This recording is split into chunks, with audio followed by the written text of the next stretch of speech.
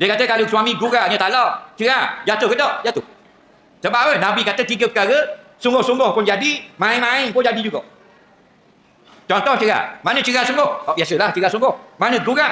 Dia kata yang hari ini anniversary kita kahwin 20 tahun. Ada hadiah istimewa. Hadiahnya apa bang?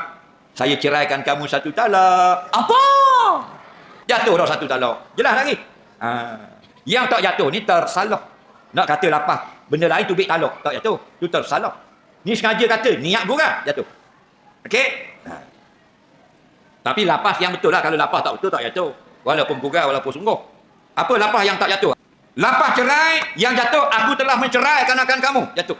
Kalau aku akan menceraikan kamu, tak jatuh. Akam tak jatuh. Kan aku ceraikan, aku ceraikan. Tak jatuh. Aku telah, fi'il madhi, kalimatun dalat ala makna hadasin madha. Kalimah yang menunjukkan perkara atau kejadian yang sudah berlaku. Ada lagi? Fi'il ni perbuatan lah. Perbuatannya ada 3. Perbuatan yang telah berlaku, perbuatan yang sedang berlaku, perbuatan yang akan berlaku. Dalam bab talak ni, perbuatan yang akan berlaku tak jatuh.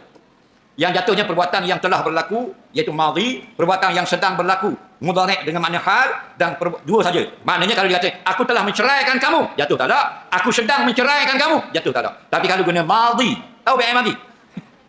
Fi'il madhi, fi'il mudhari' dengan makna istiqbal, akan datang, macam maaf. Fi'il mudhari', aku akan ceraikan kamu, faham? Akan, tak jatuh. Jangan sombong, aku cerai kamu, esok lusa, tak jatuh. Kerana akan tu. Daga kaki aku akan cerai kamu, tak jatuh. Faham? Yang jatuh, aku telah ceraikan kamu. Kalau aku cerai saja, tak jatuh. Tak ada mafhum.